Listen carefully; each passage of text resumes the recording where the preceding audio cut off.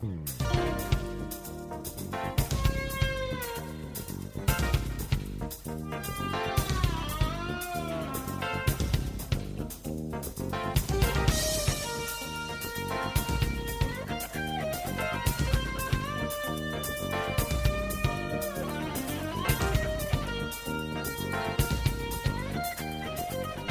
to The More Perfect Union, the podcast that offers real debate without the hate. I'm Rebecca Cushmiter, a progressive feminist from Kensington, Maryland, and tonight I am joined by...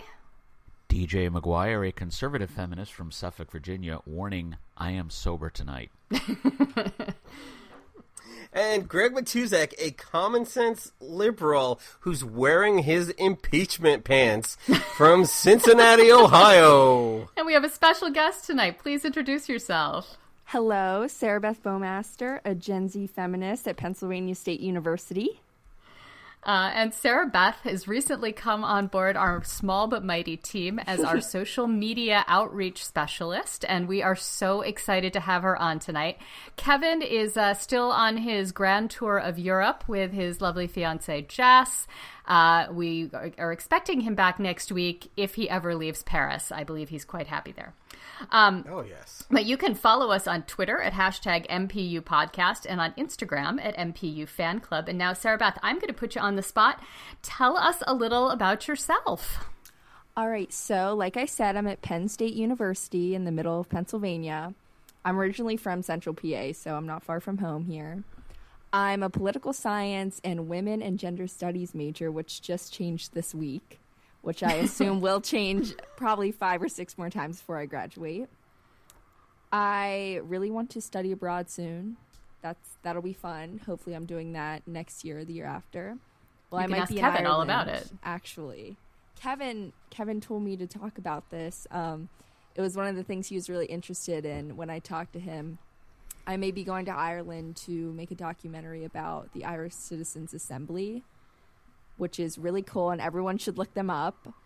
And they actually got the abortion ban lifted in Ireland. So, Oh, that is cool. yeah. That is, yeah. Yeah, you and I can talk offline. I studied some stuff about Ireland when I was in graduate school, but that was almost 20 years ago. So, Okay, awesome. yeah. It's I would love vintage that. policy stuff now. It's not current. So welcome, Sarah Beth, and we arranged a slow news week for you. We wanted to make this easy for you as a guest podcaster, and the universe didn't listen. We've been glued to our computers, our phones, and our TV sets this week because after the DNI whistleblower scandal broke and we got to see some transcripts and we got to see the actual whistleblower report, on Tuesday, yes, DJ, only Tuesday, Nancy Pelosi announced that she was formally opening a multi-committee impeachment investigation into the President of the United States on multiple counts. So, I guess I should start with the obvious question. What kind of happy dance did you do when you heard this news, Greg Matuzak? Okay, first of all, I just feel like that's the problem. Now, I wasn't alive in 1972 with the Nixon whole thing, and I'm told it took years. And I remember the Clinton impeachment process, and I knew that took a long time. And when she was like announcing this multi-level, this is the beginning of, and I just said, "Oh my gosh, she's like one of my kids when I tell them to go to bed." And she's like, "Okay, I'm going." And they do the slowest, most incredulous, "Okay, I'm going. I really am walking." And it seems like she's walking backwards. It's the slowest impeachment thing in the world. I mean, if I was her, I would be like Usain Bolt and be like, "I'm impeaching this guy now." But she's not. What's taking this so long? So I'm doing a happy dance. It's been less than a week. I know, but what's taking this so long? I'm like singing Carly Simon songs and going, "What is taking this so long?" So yes, I'm happy, but it just seems like, what more do we need here? What more? I'll just have you know, when it was Tuesday afternoon, and I had just seen what Nancy Pelosi had decided, and I showed up at pickup for my daughter at elementary school, and I'm standing out front of the school with this shit-eating grin on my face. And a friend of mine looked at me. She was like, are you drunk? Are you okay? What's going on with you? And I told her what was happening, and then she also had a shit-eating grin on her face, so it was contagious. What about you, Sarah Beth? Does this permeate the bubble at school? I know you guys are in the middle of your fall semester. You've all got a lot going on. Is this a thing people are following? Oh, yeah, it definitely is from both sides. Being in Central PA, you get a lot of different opinions, and Penn State's known as a pretty liberal university, so a lot of people are up in arms and pretty happy about it. And I had a couple of friends and I were watching the live USA Today clip, waiting for her to come out and talk. And I had someone in my hall, my residence hall, post the entire transcript of the call on their dorm room door, and above it says, "Read it yourself, don't be a lamb." So it's definitely here. It's here. So and nobody, there's no graffiti over that post. Like, people haven't written MAGA 2020 on it to bring home their point. Surprisingly not, but in my English class there is someone writing about the rhetorical analysis of the MAGA slogan. So it's everywhere. I kind of like to read that paper. And, we're all in favor of this. Most of us in this space believe that Trump has broken at least federal election law. But it's not just us. There are polls showing movement in favor of the inquiry. DJ, what have you been seeing with that? What led me to believe that this was bigger than the previous episodes of this was when about 7 freshman Democrats who had worked in various national security fields before they won office in 2018 put an op-ed in the Washington Post, I believe it was on Monday night, that stated that they would support an impeachment inquiry. That showed that this was something that bothered not just the left wing of the Democratic Party or even the center of gravity in the Democratic Party, but even those Democrats who considered themselves in the center wing or the center right. They looked at that and they saw this as a serious problem. One thing that I'd mentioned this in the podcast last week, was I'd been watching my fellow Never Trump conservatives on this issue, and nearly all of them, when this first broke late last week, said these are impeachable offenses. This needs to go to an impeachment inquiry. So that really moved the needle among folks in the center and in the center right, and that led me. It did not surprise me that Nancy Pelosi said, "Okay, we're going to do an impeachment inquiry on this," because in fact there is much broader support for it. It doesn't surprise me that the polls are different on this. This issue is very different from the others. It's easier to explain, thanks to, of all people, the White House, who released the telecom memo. We can all see it in black and white what he did, how horrible it was. He essentially told Ukraine, "That's a nice country you have there. It'd be a shame if anything happened to it." I heard that metaphor from 6 different people, none of whom know each other, and one of whom was Senator Chuck Schumer. He said it on the radio, not to me. So it does not surprise me that this has moved the polls. It doesn't surprise me that Pelosi's chosen to move on this, because it is something that most Americans outside of the Trump bubble understand. This is abuse of power. This is telling a country that is facing a foreign invasion that they will only get our help if they muscle in on a political opponent. It is damaging to our image abroad. It is damaging to our national interest. And the majority of Americans, or at least a plurality of them, understand that in a way that the other issues, as important as they were harder to break through the fog. This broke through the fog. Now, talking about the contents of the call, the contents of what Trump said to Zelensky and what Zelensky said in response. What's the confusion I'm seeing among various people online is that Trump did not specifically bring up the approved aid package that the Ukrainians were waiting on the release of.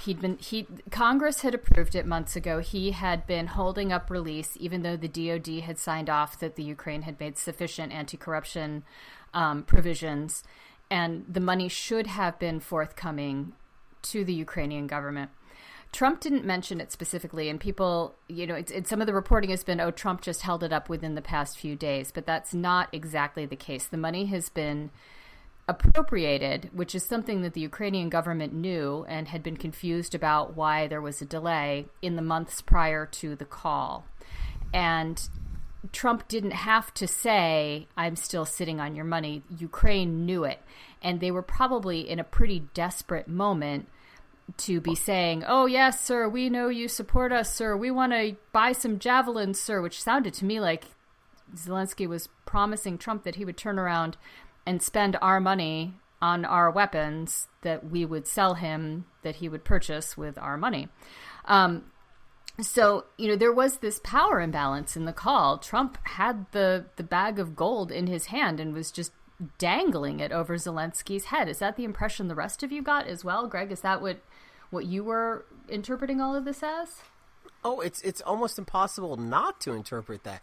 I mean, it's not even a question of interpreting. What was the words? I'd like you to do me a favor, though. That's right.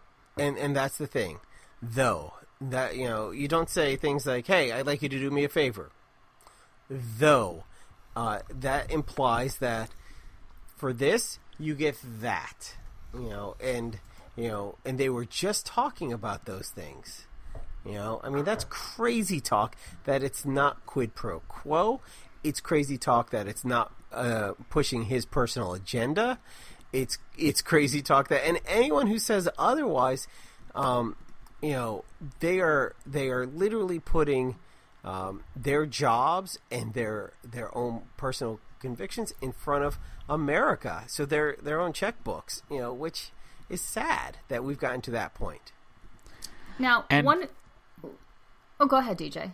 Now, I was going to say that you don't even need to know the backstory. All you have to do is read the telecon on the conference call, where he specifically says, "We've done a lot for Ukraine. It's not very reciprocal, but we've done a lot for Ukraine."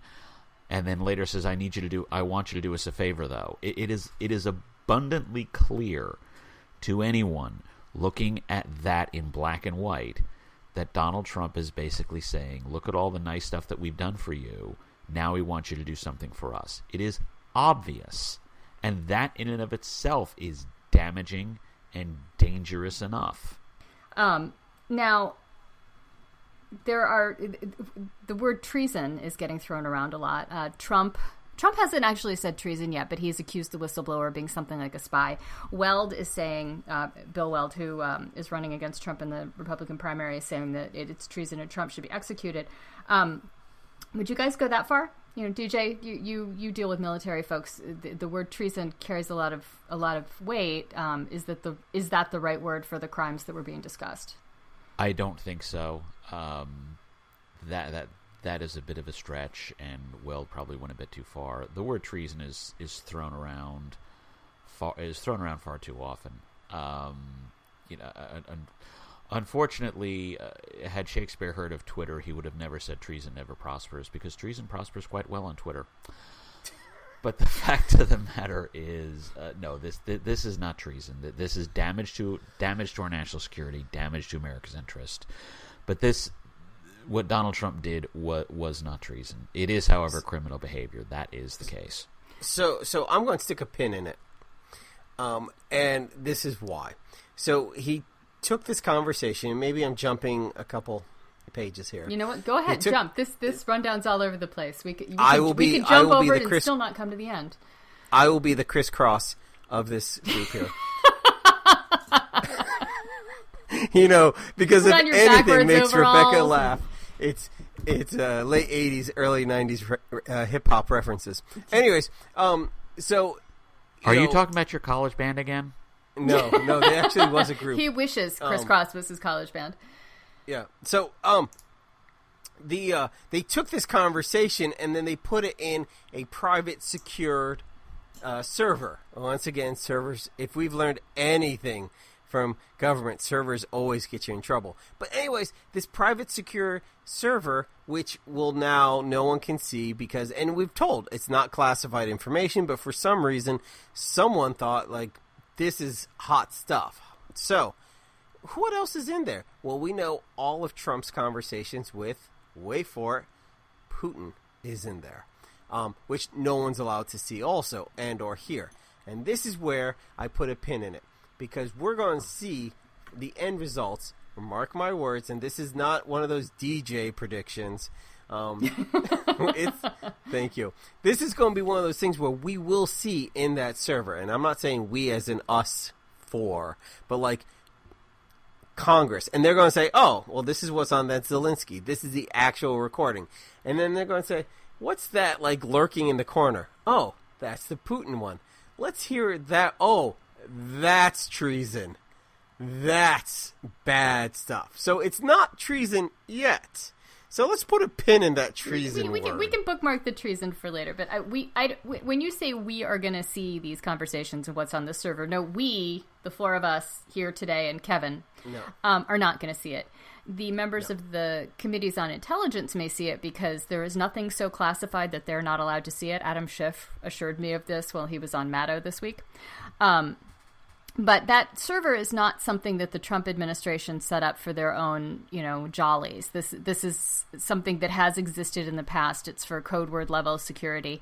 That means that you have, like, you even if you have the level of security clearance to read some of the stuff on it, you don't have the security clearance to read all of the stuff on it. And like, if they're going to print something out, they have to bring you into, I don't know, a man-sized safe in Dick Cheney's office somewhere and read it to you after you give them the secret password. So yes, it's possible Adam Schiff and folks like that are going to see it, but we're not. We're not going to get to know. No. Unless it gets leaked. Unless it gets leaked. But you know what? That actually, it should not get leaked. Because I'm gonna pretend like I'm Greg here for a minute. I'm gonna give this White House a little bit of leeway on the classification system. I mean, it's clear in this case they overclassified something to hide the president's bad behavior. But as somebody pointed out on the Putin conversation, he was dumping the names of foreign intelligence assets, and that does actually need to stay classified so schmucks like us don't spread it around. I don't dispute that. However, the fact of the matter is we are talking about an abuse of a classification system, putting politically embarrassing stuff and putting it at a level that is above its normal classification so that fewer people can see it. That is a problem.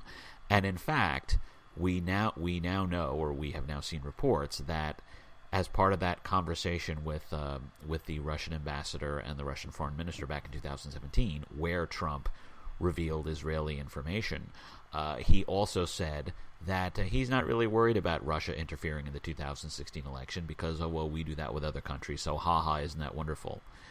That leads to the frightening implication that he may have actually decided to drop the Israeli intelligence on it to give the entire conversation an excuse to be classified at a higher level so nobody would know what he actually said regarding Russian interference. I think you are giving him far too much credit for cunning in that conversation. Keep in mind, he'd been president for about 25 minutes when that conversation went down. I think he was showing off stuff that he had been briefed on, that like, hey, I'm a big man, I know stuff now. And I think when he said that thing about we interfere in other people's elections, I think those are straight out of the comment section of Fox News. I don't think he was briefed on a goddamn thing on what we do in terms of psyops in other countries to manipulate electorates. So they're classifying him showing off and him imitating the average troll on the internet, and it's just astonishing that this person remains our president. Speaking of the average troll on the internet, did anyone else see Rudy Giuliani talking to George Stephanopoulos today? Is this when he tried to say the FBI wouldn't have investigated Ukraine? Oh, it was much bigger than that. Because the FBI does not have jurisdiction in Ukraine. I just want to point that out. Yeah, right. No, but he also accused the Democrats and Hillary Clinton and George Soros of conspiring with people in the Ukraine to frame Russia for election interference in 2016. Wait, he's coming out to defend Russia? Well, of course. That's the whole purpose of this thing. I don't. That's what he did. I'm so confused. I thought he was supposed to defend Donald Trump. Well, that, and in Donald Trump's mind, defending Russia is Donald Trump, because that. And remember when Jared was trying to open up back channels with the Russian embassy, and everyone's like, "Dude, Jared, you don't work for the United States government. You can't conduct foreign policy. Stop that. It's illegal." Isn't that kind of what's going on with Giuliani right now, where he doesn't work for the government and he's conducting our foreign policy? You're a poli-sci major, Sarah Beth. Is that your understanding of this? I was watching him talk to who was he talking to? On CNN. He was trying to ask him, like, do you think this is wrong? And he just kept throwing it back in his face, like, Cuomo. Right? Yeah. Cuomo, yeah. Cuomo. Yeah, Chris Cuomo. And he was saying, like, do you think this is corrupt? Do you think this is, like, what's going on? What are your thoughts on the U.S. Government? He says, my thoughts on the U.S. government is I'm here to protect Donald Trump and look after my client, and I think you guys are the corrupt horror, like CNN. And to think that, like you said, like, how can he come into that position of foreign affairs and dealing with such sensitive, if it's so sensitive, it's put in this secret system, sensitive phone calls and issues to protect Donald Trump when he has no business being in government affairs. You know, the sad part, I watched the Stephanopoulos interview with Giuliani, and every time Stephanopoulos would say, well, we'll give you time, and he would then just start ranting. I mean, it was literally like someone took away his medication. And then Stephanopoulos would say, sure, but there are facts. He goes, facts? Let me tell you about facts! And he would just start screaming, and he'd say, okay. And he goes, are you going to let me finish? And he'd say, okay, finish. And he'd say, I am finished! I honestly have had, it was like Thanksgiving at my house, but not as cordial. I mean, I really felt, one, I lost a lot of respect for Stephanopoulos, because Stephanopoulos at any point should have said, you know what, you used to be America's mayor, but you're not. You're a fraud, and you're a terrible human being. Get off my show. We're going to show pictures of goats, baby goats frolicking, because America would do better just watching that for 10 minutes than you has been. I would like to state for the record that I would watch 10 minutes of frolicking baby goats. Pretty much. Yeah. At any given intersection of my life, that would make me happy. CNN, the network that stares at goats.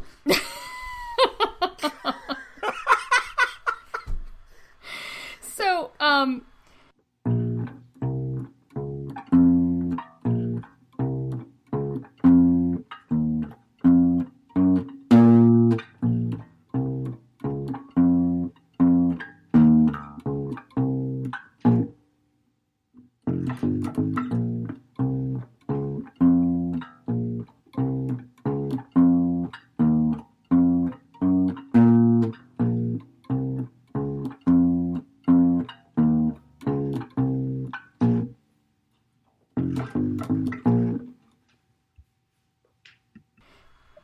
did any...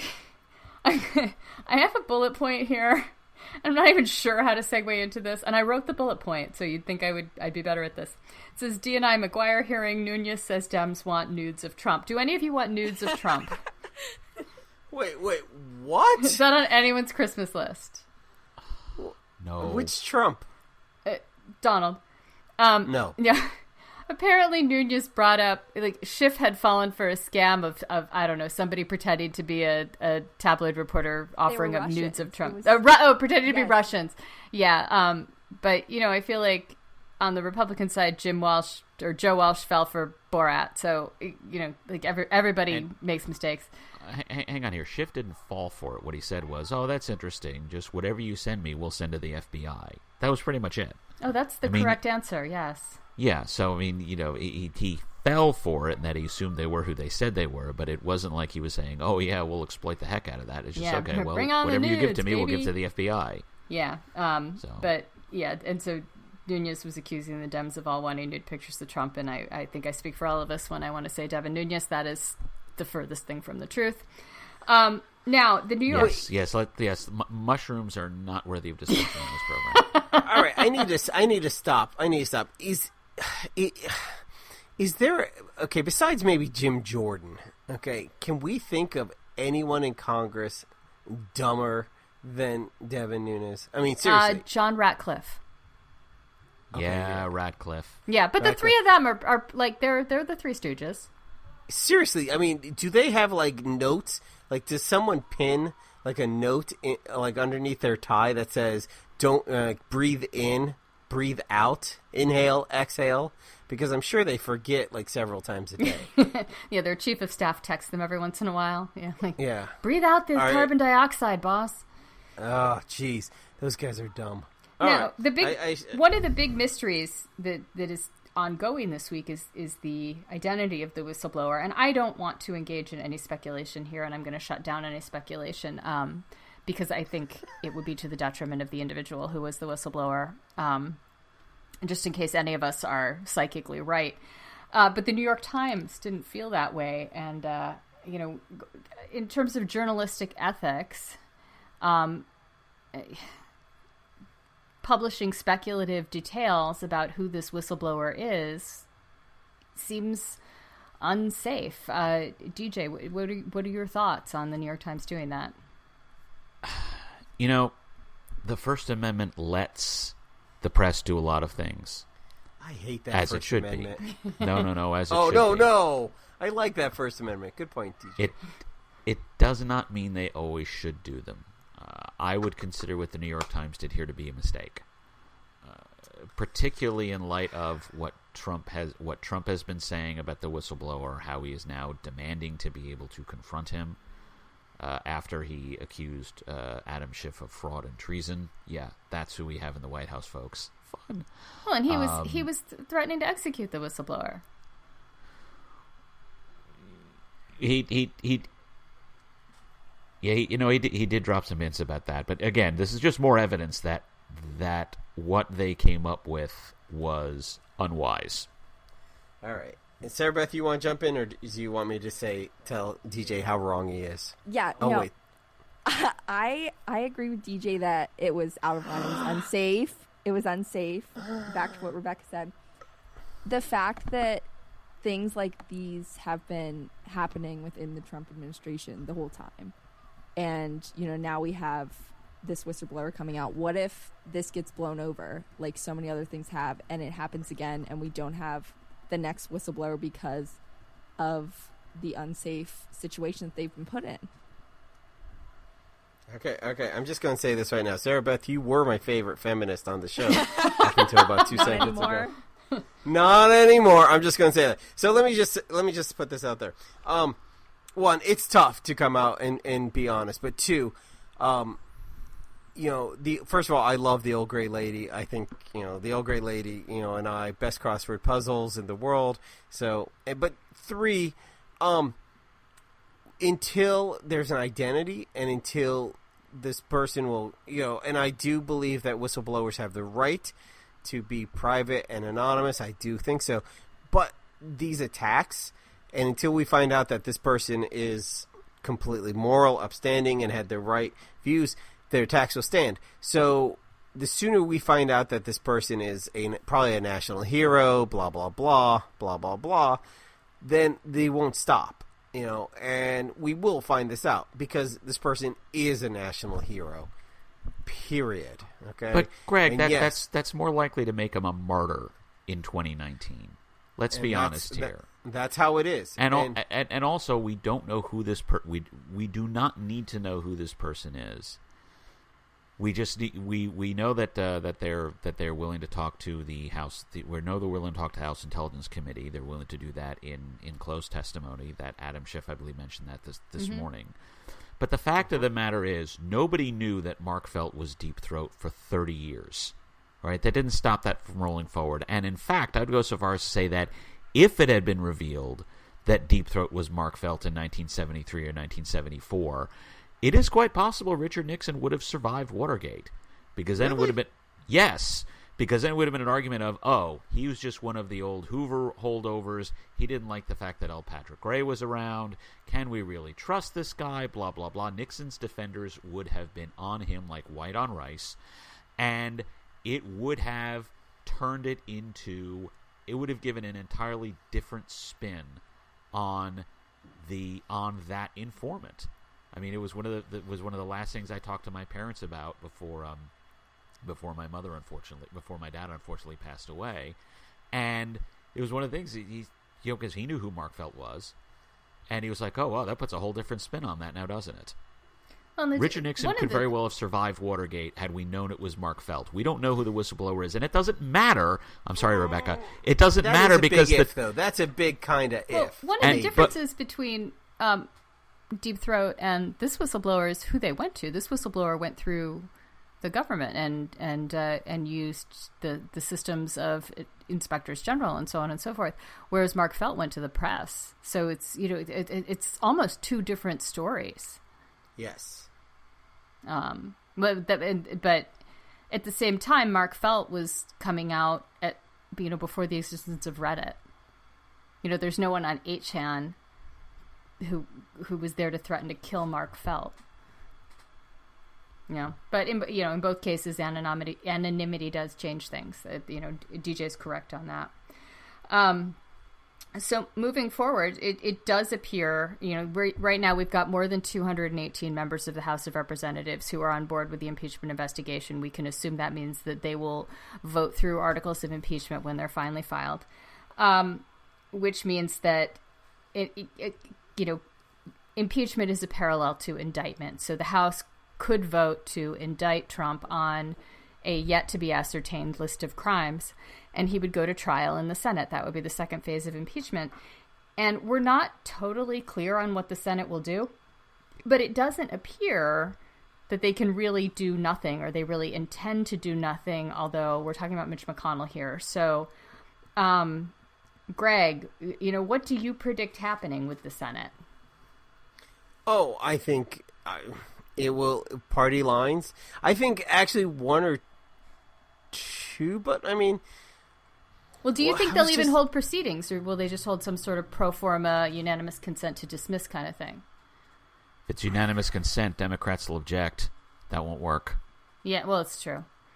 Yeah. No, they'll hold proceedings, and they'll use every chance they get to call witnesses.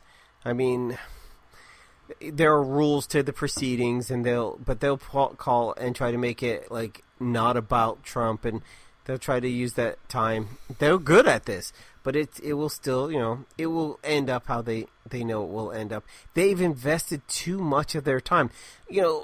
We'll talk about this later about the 11 Republicans who voted to end the emergency declaration for the wall this month, which was the same one in March. But those 11 Republicans are not going to vote for impeachment, not publicly. I mean, they voted, they put their time and their careers at stake. I mean, for Senator Rob Portman to come out now and say, you know what, I was wrong for the past 2.5 years, and how I put Betsy DeVos in, and how I voted all these terrible times to, send people away and do just shitty things. Yeah, sorry, I'm one of the good guys. It's not going to happen. Even, no. So if Mitt Romney, has to vote on this, will he vote against impeachment but with like a concerned frown on his face? Yeah, he's like the new Jeff Flake. Bringing up Jeff Flake, did you hear what he said about the 30 to 35 Republicans that would vote for impeachment? He said he heard, and it was going around Twitter like crazy the other day, he heard that 30 Republicans would vote for impeachment, but then he said he corrected them, saying it would be 35. Right, but if it was a secret ballot, not if they had to put their names on the record. Yeah. And you know what? There were 30 to 35 young ladies who would have asked me to prom if they could have gone with bag over Right. their heads. Right. If they could, if it was like a prom where everyone wore masks, blindfolds. Sure. Yeah. I mean, If it was just personalities. Yeah, and the fact of the matter is that that's a load of BS as well, because there would have been leaks about who voted which way and what, and everybody would have freaked out and panicked and everything. The fact of the matter is there are very few Republicans in the Senate who really have a soul anymore. And I say this as someone who's been a Republican for 25 years. But the reason why I believe, for what it's worth, that this has to go to a trial, even if the outcome is foreordained, is because voters need to recognize that it's not just about Donald Trump anymore. They need to recognize that the entire Republican Party is just really, really sick. And so that this is something they need to do, not just for 2020, but for 2024 and 2028 and beyond, is that they need to recognize, they need to know which Republicans were actually willing to do the right thing, however few of them there are, and which ones basically drank the vodka-infused Kool-Aid. That's something we need to see in stark relief. The entire Republican Party is going to be put on trial. That's what's going to happen. Yeah, but if they go on trial and they win, ... If they go on trial and they choose to acquit themselves, that's not necessarily the same thing as winning. The voters need to recognize just how corrupt that institution is. They won't know that unless they actually see these people march down and vote, yes, I will vote to acquit Donald Trump, despite what was in that telcon, despite what was in that memo, despite what we already know. I'm going to vote to acquit him because I don't give a damn about this country. All right, voters need to see that in stark relief. They need to be completely disabused of the fact that there are any Republicans that actually care about America anymore, because they are very, very few and far between. And then they can vote accordingly. Sure, and then there will be a revolution, and then we'll all vote for Bernie Sanders. That's not what I said. I know. I'm giving you a hard time. Relax. You know we're all voting for John Delaney. Oh yeah, we are John Delaney's full voter base right here. And now we meanwhile, Trump is still president. He's presidenting like crazy, and he's still making immigration policy. And so, Greg, you were talking earlier this week about what's going on with our new refugee quotas. Has he raised those, or what? How many refugees are we going to let in these days? So Trump just reset the quota, the cap for how many refugees we can have. Now, to put this in perspective, Trump just set the cap at 18,000 refugees a year. Okay, when Obama was in office, he set the cap, and he was criticized for this cap at 100,000. Okay, so he lowered the cap to 100,000. Just in straight numbers, Sarah Beth, how many people fit into the football stadium at Penn State University? 110,000, maybe. Okay, so we could fit all of the refugees Trump is going to allow in the end zone. Yep. Of your stadium. Yep. The opposing team's end zone, not even the home end zone. That's how much we've been cut. So yeah, Greg, what were you saying? You said Obama allowed 100,000 in? Yeah, he did. And the fact of the matter is that's about 20%, a little less than 20%. And granted, he dropped it down. His first year, Trump dropped it down to 60,000. Last year, he dropped it down to 30,000. And of course, he dropped it down to 18,000. Okay, and these are not green card holders. These are not lottery winners. These are not anything like that. These are people seeking refugee. These are people who come to the thing saying, "Look, things are really bad. Wars, and gangs." They're coming through the UN defined process, right? The refugee resettlement program. Exactly. Not simply people who show up at the border as asylum seekers, but like the people, refugees from Sudan, refugees from Rwanda, from Turkey. Yeah, so the people who were going Syria. through these camps and asking for assistance from international authorities. Exactly. These could be from all over the world, not just through Mexico, from various countries. in Central America. But yeah, and he's captain, which is kind of a shitbag move. The other thing that happened this week was a federal judge said, "Oh, by the way, you cannot hold undocumented people indefinitely," which is one of his moves, saying, "Well, we can't just let them go until their asylum trial," which was the Obama policy. Was you're seeking asylum, when there's a trial, we'll see you back in 2 years. There was something like a 93% rate of them coming back for the trial. Sure, they liked it here. They'd been here for 2 years. They thought it was great. Sure. Yeah, and they had, most of them had trackers, things on their legs. Like, okay, great, we know where to find you. Cool. But now he wants to hold them in, detention centers for years until we can get that all sorted out, which is ridiculous. And we're we're going to have pushback on that, not just from what DJ calls the Trump and proletariat, but we're now going to have pushback from the contractors who are running these camps. Because they have all been outsourced to private contractors. CCA is the Corrections Corporation of America is running these detention camps. They are making a lot of money, and they are not going to like the idea that we're going to be scaling back on immigrant detention anymore. It's about to be a giant cluster. And Greg, back to what you said about Obama being criticized for lowering the cap to 100,000. Do we think there's any limit to what Donald Trump can do and not be criticized by his base? Oh, you mean will he be criticized or not be criticized? Yeah, like, is he ever going to face criticism from his base over anything? No. I literally had a conversation with someone who, no matter what I said, it was like, well, I think, you just have to believe in him. And he's got a plan. It's like Tinkerbell. Clap your hands if you believe in fairies. Well, I mean, and everything and no matter what you say, it was like, yeah, but the stock market.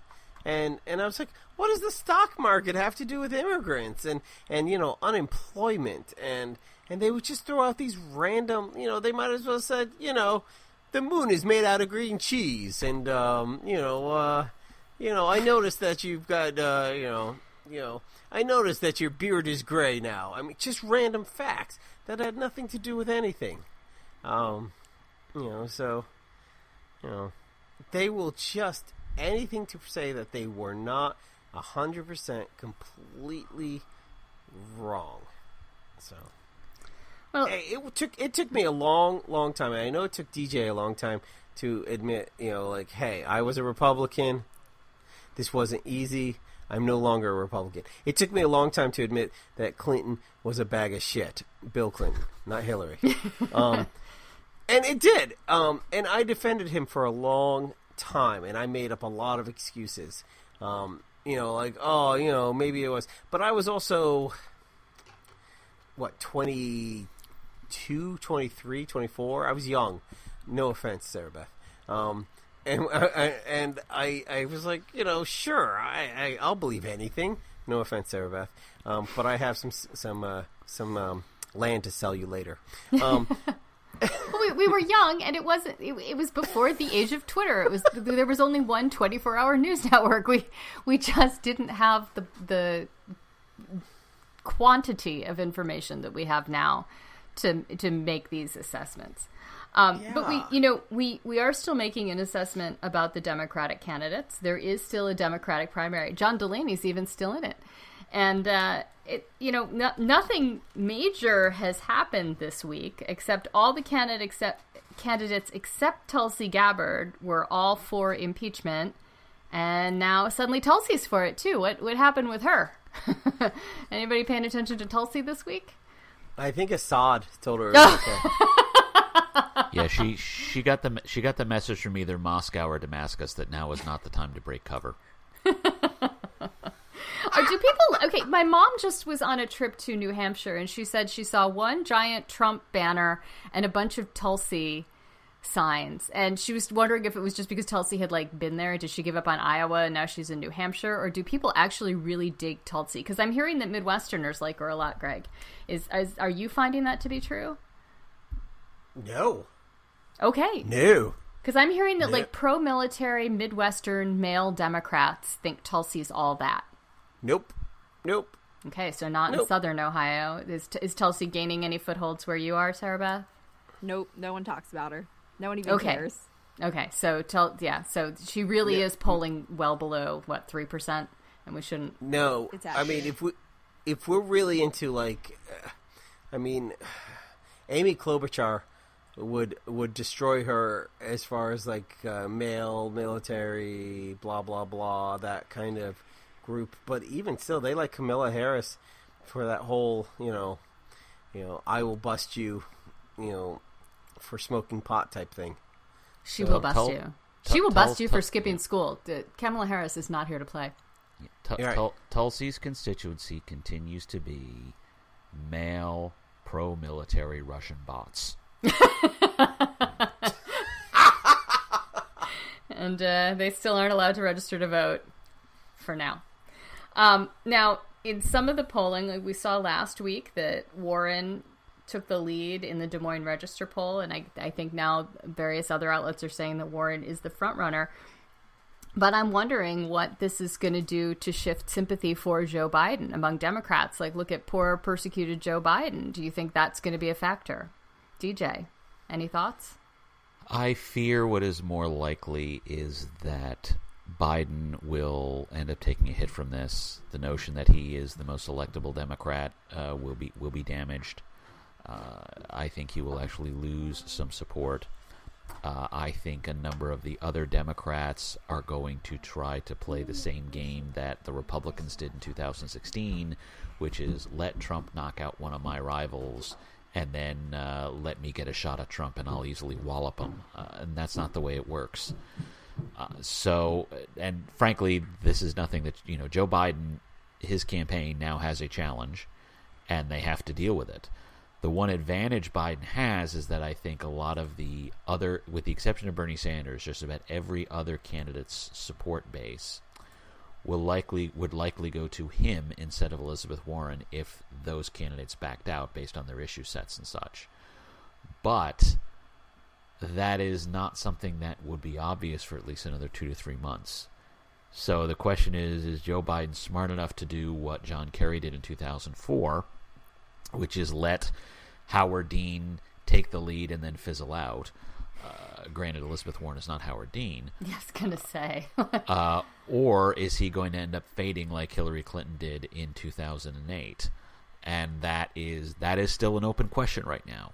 We'll be very curious to see what the October debate looks like, what the November debate looks like, and then from there, at some point, Joe Biden and Elizabeth Warren are going to have to go after each other. They're going to have to convince Democrats not to vote for the other one. Neither of them seem prepared to do that yet, but at some point they will feel compelled to. So, this has been a roller coaster of a podcast. It's been a roller coaster of a week. I think we are in for some more roller coasters. Congress is actually in recess, but that isn't stopping the investigations. They have already subpoenaed stuff from the State Department, and Mike Pompeo is having to deal with all that. So we will have plenty more to come next week. Meanwhile, thank you for listening. If you enjoy what we do here, please check out our website, mpupodcast.com. Follow us at Facebook at facebook.com/moreperfectunionpodcast. You can share your link on our Facebook timeline so your friends can discover us as well, and they will think you are so super smart for hanging out with us every week and sharing our trenchant insights. And if you'd like to join our political debate between shows, join us in our Facebook group, Open Fire Politics. We're all in there. We'd love to see you, too. And so, Greg, what are you most looking forward to this week? What does one eat for an impeachment? Like, is there a nachos recipe that you're recommending? For an impeachment? No, are you kidding? I'm going to be making impeachment pie. Get it? Impeachment pie with maybe, or impeachment cobbler. There's a difference. I like it. Oh, yeah. You know what? We should all make impeachment cobbler.